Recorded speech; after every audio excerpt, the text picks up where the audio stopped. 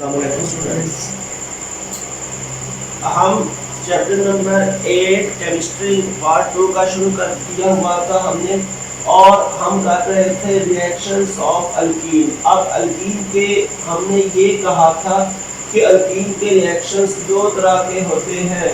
Number 1 आप कह दोगे ये कहलाएगा एडिशन रिएक्शन, जो इसकी होगी कैटेगरी ए, और इसके बाद नंबर 2 इसका आ जाएगा ऑक्सीडेशन रिएक्शंस।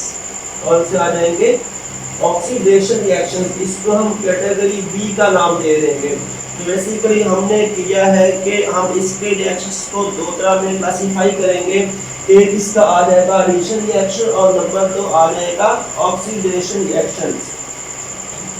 अब अगर हम एडिशन रिएक्शंस की बात करते हैं तो हाइड्रोजनेशन, हाइड्रोजन एसिड के साथ रिएक्शन, उसके बाद हैलोजिनेशन, उसके बाद H2SO4 के साथ रिएक्शन, और उसके बाद हमने HOX के साथ ये हाइपोहेरेस एसिड वगैरह हमने ये तमाम रिएक्शन कर दिए थे। और इनको हम सबको कह देते हैं कि ये जो कैटेगरी आएगी ये होंगे ए टाइप रिएक्शंस। ये कौन से होंगे? ये होंगे ए टाइप रिएक्शंस। अगर हम अब आते हैं बी टाइप रिएक्शन की जानब, जो कि है ऑक्सीडेशन रिएक्शंस। कौन से रिएक्शंस आते हैं? ये वाले होंगे ऑक्सीडेशन रिएक्शंस। आज हम करने जा रहे हैं ऑक्सीडेशन रिएक्शंस को। तो इसमें नंबर 1 हमने आज जो करना है ये हमारी बी कैटेगरी के रिएक्शंस है, और इसमें नंबर 1 जो हमने करना है वो आ जाएगा जी reaction with oxygen. Reaction with oxygen number 1 आ जाएगा। उसके बाद नंबर 2 पे ये आ जाएगा KMnO4 के साथ रिएक्शन, और इसके बाद जो नंबर KMnO4 के साथ इसका रिएक्शन आ जाएगा। उसके बाद नंबर 3 हमने इसका करना है वो आ जाएगा ओजोन के साथ रिएक्शन, O3 के साथ रिएक्शन। और इसके बाद हम अब इसकी जो थर्ड कैटेगरी होगी उसमें चले जाएंगे। इसलिए सी कैटेगरी में आ जाएंगे क्या? Polymerization reactions. कौन सा आ जाएगा? Polymerization reaction. और उसके बाद जो हमने आज जो नेक्स्ट इसके अलावा चीज करनी है वो हमने करना है यूजेस ऑफ इथेन। कौन सा हमने करना है? ये हमने करना है यूजेस ऑफ इथेन वाला। तो ये आ जाएगा हमारा आज का काम है। हमने रिएक्शन भी करना है रिएक्शन विद ऑक्सीजन, इसके साथ है ये आ जाएगा रिएक्शन विद ऑक्सीजन। उसके बाद आ जाएगा KMnO4, उसके बाद आ जाएगा O3 के साथ। तो ये तीनों रिएक्शन ये कहेंगे ऑक्सीडेशन रिएक्शन। तो हम इसका पहला बात करते हैं कि हमने यहाँ पे ऐड करना है 1/2 O2 को। किसको ऐड करना है? 1/2 O2 को। तो जब हम यहाँ पे ऑक्सीजन को इस्तेमाल करते हैं, ऑक्सीजन को इस्तेमाल करने के हम इस रिएक्शन यहाँ पे करवाते हैं से अगर हमारे पास कंपाउंड है ये वाला, ये है CH2, आगे डबल बॉन्ड है CH2। जब हम इसको रिएक्शन करवा देंगे 1/2 O2 के साथ, किसके साथ है? 1/2 O2 के साथ। और इसका जब मैं स्ट्रक्चर ड्रा करता हूँ O2 का स्ट्रक्चर तो ये वाला होता है, ठीक है। अब जब हम इस दोनों बॉन्ड की बात करेंगे, O के पास होते हैं 2 अनपेयर इलेक्ट्रॉन्स। कितने होते हैं? इसके पास होते हैं 2 अनपेयर इलेक्ट्रॉन्स। अब हमने क्या काम करना है कि इतनी चीज को हमने इस्तेमाल करवाना है इस रिएक्शन में। क्या काम करना है? इतनी चीज को हमने इस्तेमाल करवाना है इस रिएक्शन में। और ये रिएक्शन होता है जब हम इस्तेमाल करेंगे सिल्वर को एज कैटलिस्ट, और इसके साथ हम टेम्परेचर दे देंगे 300 डिग्री सेल्सियस। कितना टेम्परेचर आएगा? इसके साथ जो टेम्परेचर आ जाएगा वो आ जाएगा 300 डिग्री सेल्सियस। ये इतना हम यहाँ पे टेम्परेचर प्रोवाइड करेंगे।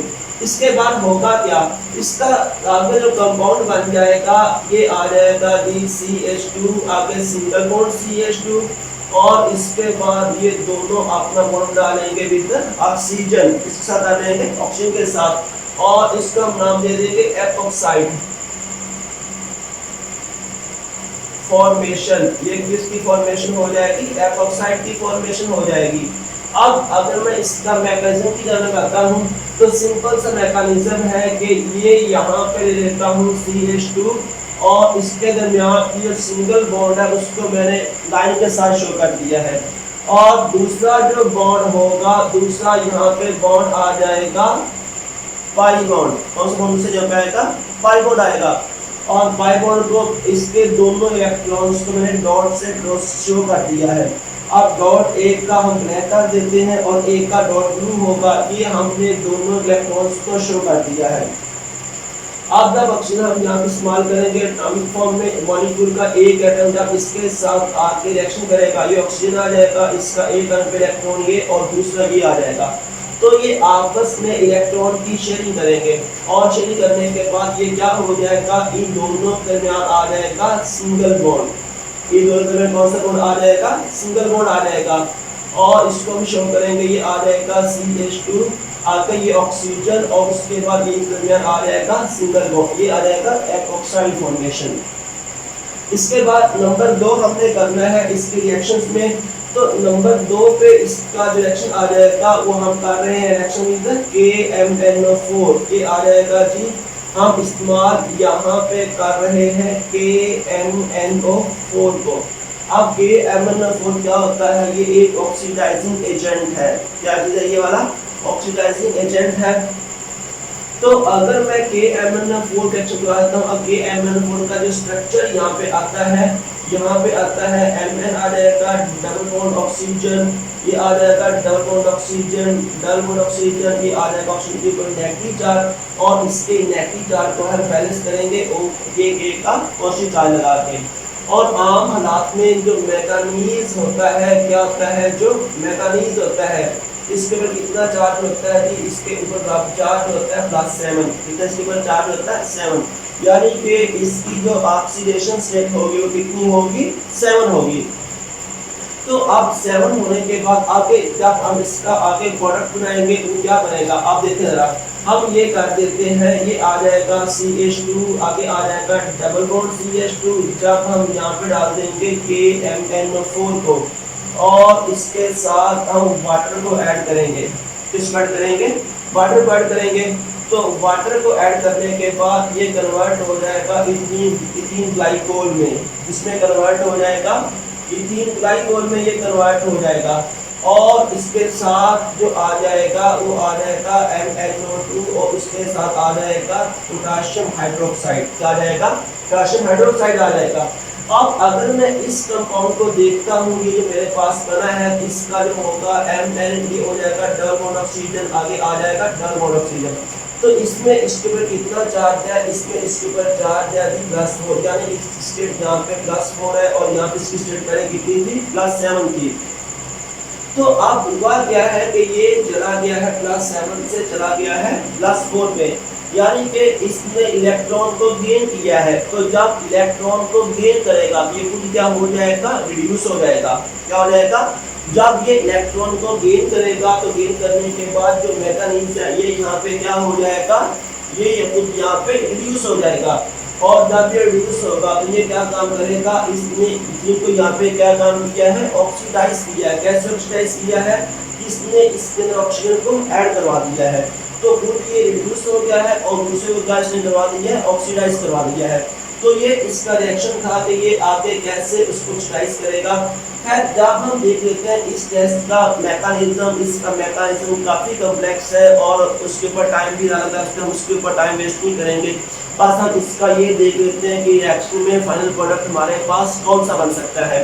लेकिन एक चीज़ याद रखें कि जो हमने यहाँ पे KMnO4 इस्तेमाल किया हुआ है, KMnO4 इस्तेमाल किया हुआ है हमने ओनली 1%। कितना?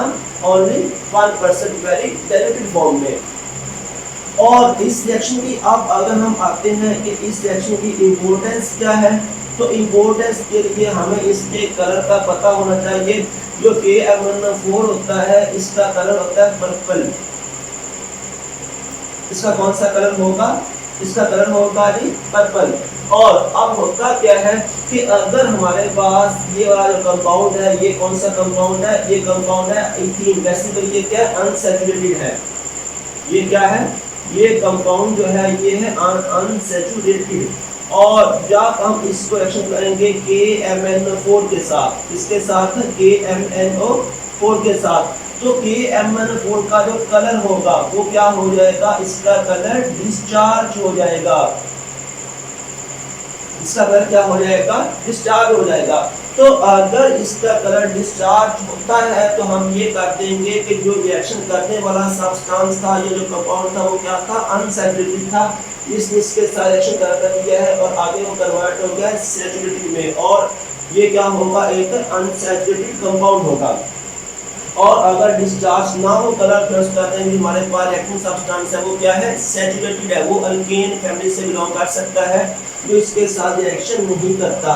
तो इसको इस्तेमाल कर लेंगे कि जब हमने किसी चीज की अनसैचुरेशन को चेक करना होगा। अब इसके बाद जो नेक्स्ट रिएक्शन आ जाएगा, नेक्स्ट रिएक्शन आ गया बहुत आसान सा और बड़ा अहम रिएक्शन, वो आ जाएगा रिएक्शन विद ओजोन, इसके साथ आ जाएगा ओजोन के साथ, और इसको हम नाम दे देंगे ओजोनोलाइसिस का। क्या ये कराएगा, इस रिएक्शन को हम नाम दे देंगे ओजोनोलाइसिस।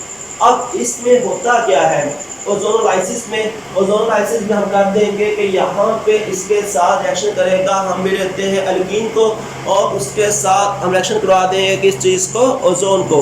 तो हम यहाँ पे अल्कीन ले लेते हैं, जो हमारे पास आ जाएगा इथीन, और हम इथीन का रिएक्शन करवा देंगे ओजोन के साथ। तो अगर मैं इससे पहले ओजोन का स्ट्रक्चर ड्रा करता हूँ तो ओजोन का स्ट्रक्चर ये वाला हो सकता है, इसके ऊपर आ जाएगा नेगेटिव चार्ज, इसके ऊपर आ जाएगा पॉजिटिव चार्ज, ठीक होगी बात। ये हम जब इसका बात करेंगे ओजोन के स्ट्रक्चर की, ओजोन का स्ट्रक्चर जो हो सकता है, ये जर्मनी स्ट्रक्चर होता है, उसकी तरफ नहीं जा रहा, बस मैं सिंपल सा इसका स्ट्रक्चर ड्रा कर दिया, तो ऐसा इसका स्ट्रक्चर हो सकता है। अब मैं यहाँ पे लेता हूँ अल्कीन को, ये आ जाएगा CH2, आगे आ जाएगा डबल बॉन्ड CH2। जब मैं यहाँ पे डाल देता हूँ ऑक्सीजन, आगे यहाँ पे पॉजिटिव चार्ज है और इसके ऊपर कौन सा चार्ज है, नेगेटिव चार्ज है, इसके ऊपर कौन सा चार्ज है, नेगेटिव चार्ज है। अब इसमें से पाई बॉन्ड टूटेगा और वो रिएक्शन कर जाएगा पॉजिटिव चार्ज ऑक्सीजन के साथ, और जब इसके साथ ये रिएक्शन करेगा तो प्रोडक्ट ये आ जाएगा CH2, अब दरमियान बॉन्ड रह जाएगा सिंगल, दरमियान में बॉन्ड कौन सा रह जाएगा, सिंगल, और उसके साथ आ जाएगा CH2। अब ये ऑक्सीजन इसके साथ इसने बॉन्ड किया हुआ है, आगे ये दूसरा स्टेबल फॉर्म में है और आगे इसके ऊपर कौन सा चार्ज है, नेगेटिव चार्ज है। आज चूंकि पाई बॉन्ड टूटा है तो इसके ऊपर कौन सा चार्ज आ जाएगा, पॉजिटिव चार्ज। इसके पॉजिटिव को कंपनसेट करेंगे, ये उसके साथ आगे जाके बॉन्ड करेगा, उसको न्यूट्रल में कन्वर्ट करेगा और ये आ जाएगा ऑक्सीजन, ऑक्सीजन ये आ जाएगा ऑक्सीजन दरमियान, ये आ जाएगा बॉन्ड। इसको अब नाम दे देंगे मोनोओजोनाइड का। ये क्या कराएगा, मोनोओजोनाइड कराएगा। अब मोनोओजोनाइड अपने आप को स्टेबल करेगा और अपने आप को ओजोनाइड में कन्वर्ट करेगा।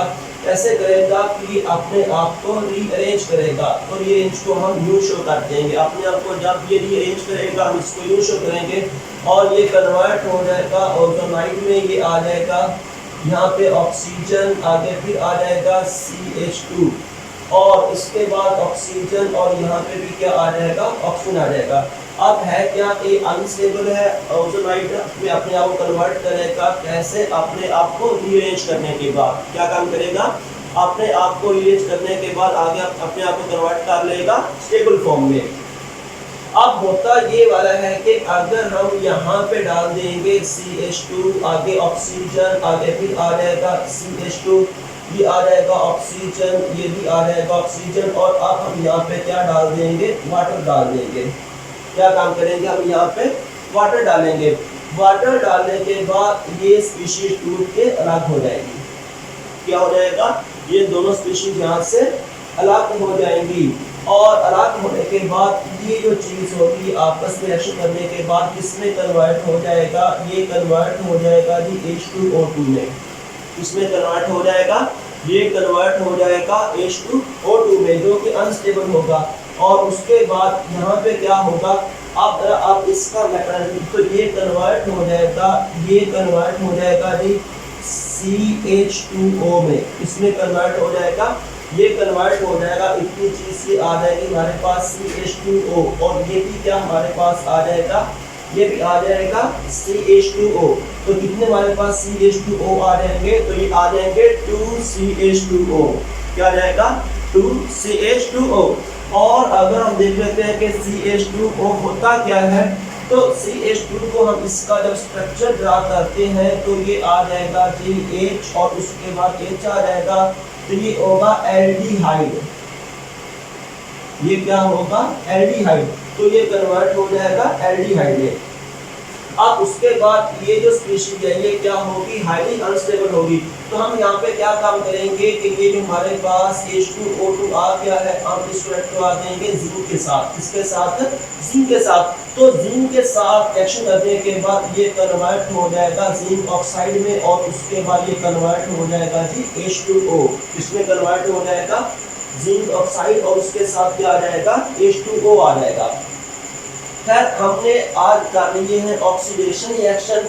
ऑक्सीडेशन में हमने क्या कहा था कि फर्स्ट स्टेप में हमने ऑक्सीजन को ऐड करना है, तो ये हमने इथीन को लिया, हमने एक मॉलिक्यूल का आधा मॉलिक्यूल इस्तेमाल किया ऑक्सीजन का, तो ये कन्वर्ट हो गया इथीन ऑक्साइड में। और उसमें हुआ क्या है, तो हमने कहा था O2 का स्ट्रक्चर ये वाला होता है, जिसमें O के पास होते हैं 2 अनपेड इलेक्ट्रॉन्स। मतलब एक एटम को यहाँ पे लेके आएंगे, तो उसके साथ जो पाई बॉन्ड होगा उसको तोड़ने के बाद उसके साथ अपना रिएक्शन कर जाएगा और कन्वर्ट हो जाएगा इस सब्सटेंस में। इसके बाद मैंने करवाया है KMnO4 के साथ रिएक्शन। तो KMnO4 में क्या होगा कि अगर हम इथीन को लेके KMnO4 के साथ रिएक्शन करवा देंगे वाटर की मौजूदगी में, तो ये कन्वर्ट हो जाएगा इथीन ग्लाइकोल में, आगे MnO2 उसके साथ आ जाएगा KOH। अगर इसमें MnO को देखते हैं तो KMnO4 में इसके ऊपर कौन सा चार्ज है, इसके ऊपर चार्ज है +7, इसकी स्टेट होगी +7 में, इसकी कौन सी स्टेट होगी, +7 होगी। और उसके बाद रिएक्शन करने के बाद ये कन्वर्ट हो जाएगा +2 स्टेट में, MnO2 में कन्वर्ट हो जाएगा। और यहाँ पे क्या हुआ है, ये +7 से आ गया है +4 में, +7 से आ गया ये +4 में। इट मीन्स कि इसने 3 इलेक्ट्रॉन गेन किए हैं, तो जो 3 इलेक्ट्रॉन गेन करेगा ये क्या हो गया है, ये खुद रिड्यूस हो गया है। इसने क्या काम किया है, अल्कीन को ऑक्सीडाइज कर दिया है। कैसे ऑक्सीडाइज किया है, उसके ऑक्सीजन को ऐड करवा दिया है। अब इसका हमने यहाँ पे कितना इस्तेमाल करना है, अल्कीन KMnO4 हम इस्तेमाल करना है 1%। और उसके बाद क्या होगा, इसके बाद ये होगा कि जो KMnO4 का कलर होता है वो पर्पल कलर होता है। और इस सेक्शन की इंपॉर्टेंस क्या है, इस सेक्शन की इंपॉर्टेंस ये है कि हम इसको लेके किसी भी रिएक्शन, किसी भी कंपाउंड की अनसैचुरेशन नेचर को चेक कर सकते हैं।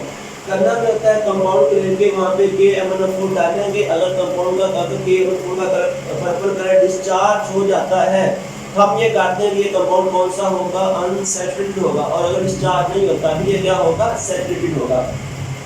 इसके बाद हमने किया है ओजोन के साथ रिएक्शन, तो ये कहलाएगा ओजोनोलाइसिस। ये क्या कहलाएगा, ओजोनोलाइसिस कहलाएगा। अब ओजोन का मैंने स्ट्रक्चर ये ड्रा कर दिया है, इसका एक में स्ट्रक्चर ड्रा किया है, बाकी स्ट्रक्चर और भी हो सकते हैं। तो अब यहाँ पे क्या होगा, इसके साथ जब रिएक्शन करेगा इसका पाई बॉन्ड टूटेगा, पॉजिटिव चार्ज के साथ रिएक्शन करेगा, ये तो न्यूट्रल हो जाएगा। अब क्योंकि ये बॉन्ड टूट गया, इस कार्बन के पास इलेक्ट्रॉन की कमी हो जाएगी, इसके ऊपर आ जाएगा पॉजिटिव चार्ज, और इस और के ऊपर कौन सा चार्ज है, नेगेटिव चार्ज है। तो आपस में इलेक्ट्रॉन आपस में वहाँ पे इलेक्ट्रोस्टैटिक अट्रैक्शन आ जाएगी और इसमें कन्वर्ट हो जाएगा, ये कहलाएगा मोनोसोनाइड। ये क्या होगा, अनस्टेबल होगा। ये अपने आप को रिअरेंज करने के बाद कन्वर्ट करेगा ओस्टाइड में, ये क्या होगा, स्टेबल होगा। उसके बाद हमने यहाँ पे क्या काम किया, हमने यहाँ पे वाटर को ऐड किया। वाटर क्या काम करेगा, इसकी हाइड्रोलाइसिस करवाएगा। हाइड्रोलाइसिस करने के बाद ऑक्सीजन के साथ रिएक्शन करने के बाद H2O2 में कन्वर्ट हो जाएगा। बाकी हमारे पास क्या बच जाएगा, CH2O। ये भी क्या होगा, CH2O। अब लिख देंगे 2CH2O। अब ये क्या होगा, CH2O, ये होगा एल्डिहाइड। और ये जो होगा ये अनस्टेबल होता है। जब हम यहाँ पे जिंक को ऐड करेंगे तो ये कन्वर्ट हो जाएगा जिंक ऑक्साइड, और उसके साथ क्या बना देगा, वाटर को बनाएगा। इस तरह से हम ये कर देंगे। हमारा कौन सा रिएक्शन हो चुका है, ये हमारा जो रिएक्शन है ये मुकम्मल हो गया है जी, ऑक्सीडेशन रिएक्शंस वाला।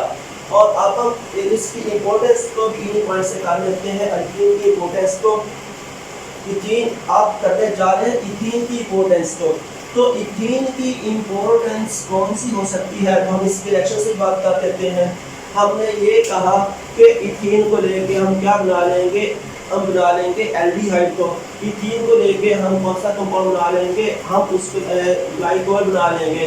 इथीन को लेके हम यहाँ से क्या बना सकते हैं, एपोक्साइड बना सकते हैं। और उसके बाद हमने लास्ट रिएक्शन में किया था कि अगर इसको रिएक्शन कराने के HX के साथ ये कन्वर्ट हो जाएगा अल्काइल हैलाइड में, यानी कि हम इथीन को लेके डिफरेंट तरह के केमिकल्स को तैयार कर सकते हैं।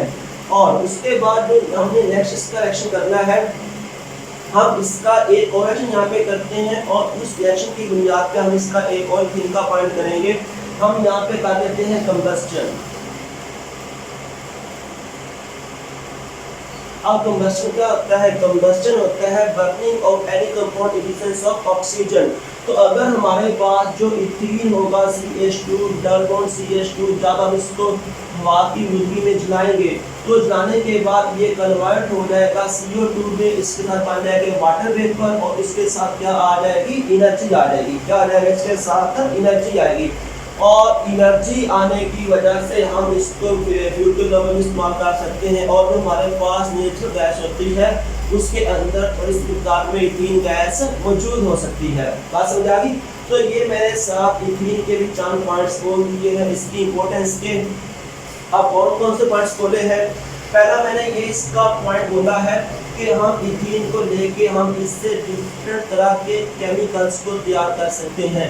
तो केमिकल्स हमने रिएक्शन के दौरान जो आगे प्रोडक्ट के तौर पे बनाए हैं, इन रिएक्शन में और उसके बाद इन रिएक्शन में हमने जो बनाए हैं हम उसको इस्तेमाल कर लेंगे।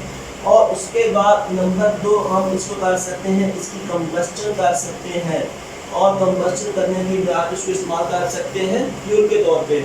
और इसके बाद नंबर 3 आ जाएगा, इसको इस्तेमाल कर लेंगे राइटिंग एजेंट के तौर पे। इस तौर पे इसको इस्तेमाल कर लेंगे, हम इसको इस्तेमाल कर लेंगे राइटिंग एजेंट के तौर पे। आर्टिफिशियल राइटिंग एजेंट को कलरफुल वगैरह को लाने के बाद, उस लगाने के बाद हम अपने क्या काम करेंगे, उसको फलों को पकाने में भी इसको इस्तेमाल कर सकते हैं। अब इसके बाद जो हमारा थोड़ा सा काम है क्या है, हम करने जा रहे हैं पॉलीमराइजेशन रिएक्शंस। कौन सा काम हमारा नेक्स्ट आ जाएगा, नेक्स्ट हमारा छोटा सा रिएक्शन आ गया है, हम इसको दे देंगे पॉलीमराइजेशन रिएक्शंस। तो अब देखें पॉलीमराइजेशन रिएक्शन होता कौन सा है, तो हम करने जा रहे हैं पॉलीमराइजेशन रिएक्शन।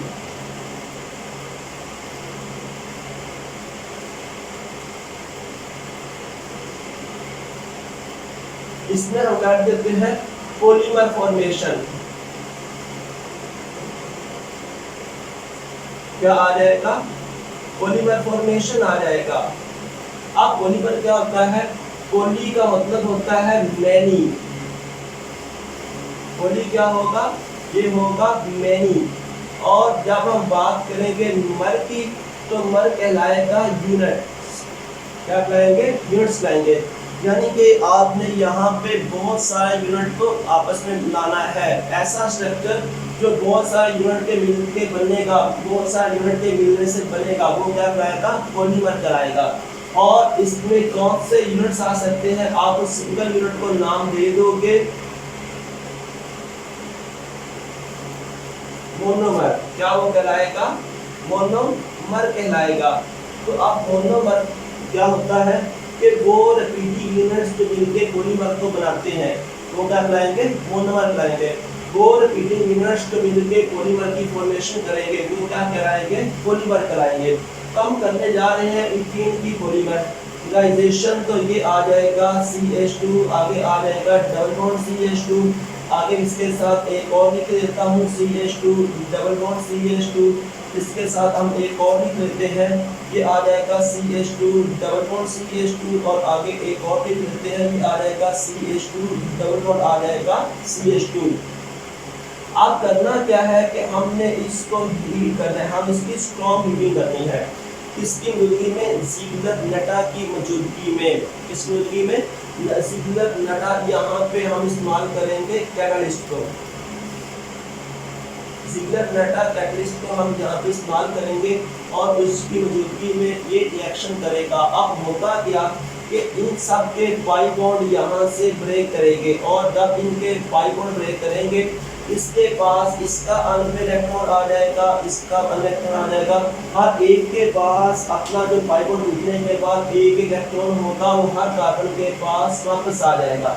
हम इसको हर कार्बन के ऊपर यूं शो कर देते हैं, ठीक होगी बात। हम इसको हर कार्बन के ऊपर यूं शो करेंगे। अब होगा क्या, होगा ये वाला कि ये आपस में बॉन्डिंग कर देंगे। एक इलेक्ट्रॉन ये आएगा, इधर से इलेक्ट्रॉन आएगा, इधर से इलेक्ट्रॉन आएगा, ये इलेक्ट्रॉन देगा, इधर इलेक्ट्रॉन आएगा, ये इलेक्ट्रॉन आगे आएगा। तो ये कन्वर्ट किसमें हो जाएगा, हम यहाँ शुरू कर देते हैं। ये आ जाएगा CH2, इलेक्ट्रॉन वैसे रह जाएगा और उसके बाद CH2, आगे सिंगल बॉन्ड CH2, आगे फिर सिंगल बॉन्ड CH2, ये कन्वर्ट हो जाएंगे सिंगल बॉन्ड CH2 में। कितने यहाँ पे CH2 थे, 1 2 3 4 5 6 7 8, हमने कितने बना लिए हैं, हमने कर दिए 5।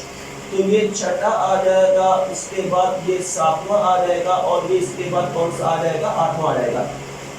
अब इसके बाद इसका इलेक्ट्रॉन ऊपर वैसे का वैसे मौजूद होगा। तो ये जो इलेक्ट्रॉन होगा आगे किसी और इथीन के साथ रिएक्शन कर सकता है और ये इलेक्ट्रॉन होगा इधर किसी और इथीन के साथ रिएक्शन कर जाएगा। तो हम इसको फिर सिंपली कैसे शो करेंगे, हम ये कर देंगे कि ये हमारे पास आ जाएंगे लार्ज नंबर ऑफ यूनिट्स यहाँ इसके अंदर आ जाएंगे और हम यहाँ पे इसको शो कर देंगे n के साथ। इस तरह के बहुत सारे आपस में कंटेंट्स हो सकते हैं और इसको हम क्या नाम दे देंगे, पॉलीइथीन का। ये क्या कहलाएगा, ये कहलाएगा पॉलीइथीन। ये एक होगा पॉलीमर और इसको इस्तेमाल कर लेंगे प्लास्टिक वगैरह के पाइप्स बनाने में, डिस्पोजेबल प्लेट्स बनाने में इसको इस्तेमाल कर लेंगे, शॉपिंग बैग बनाने में इसको इस्तेमाल कर लेंगे। तो हम फिर क्या कह सकते हैं कि हम इथीन को एक और मुश्किल लगा सकते हैं कि हम इसको इससे लेके क्या बना सकते हैं, पॉलीमर फॉर्मेशन। हम इसको एक क्या बना सकते हैं, पॉलीमर फॉर्मेशन। उसमें आ सकता है पॉलीविनाइल क्लोराइड, कौन सा आ सकता है, पॉलीविनाइल क्लोराइड आ सकता है। तो ये इसका एक है कि हम इसको कहाँ पे इस्तेमाल आगे कर सकते हैं। तो जी आज हमने लिया है अपना अल्कीन का पोर्शन यहाँ पे मुकम्मल हो गया। हाँ एक और चीज़ रह गई है कि अल्कीन को लेके हम यहाँ पे बना सकते हैं मस्टर्ड गैस। कौन सी गैस बना सकते हैं, मस्टर्ड गैस बना सकते हैं और उस मस्टर्ड गैस को इस्तेमाल कर लेंगे केमिकल वॉर में। इसमें इस्तेमाल कर लेंगे केमिकल वॉर में, हम इसको लेके बना सकते हैं। ये बड़ा चौथा पॉइंट ये आ जाएगा, उसके बाद पांचवा पॉइंट आ जाएगा मस्टर्ड गैस। हम इसको लेके मस्टर्ड गैस को बनाने में भी इस्तेमाल कर सकते हैं और ये जो गैस है इस्तेमाल होगी केमिकल वॉर में, इसमें इस्तेमाल हो सकती है। ये गैस इस्तेमाल हो सकती है कि केमिकल वॉर के अंदर। तो ये हमारा थोड़ा सा काम आज हमने मुकम्मल किया है। हमारा अल्कीन का पोर्शन यहाँ पर मुकम्मल हो गया। अब इसके बाद जो हमारा नेक्स्ट काम आएगा वो हमने अल्काइन को शुरू करना है और हमारा इंशाल्लाह नेक्स्ट लेक्चर होगा।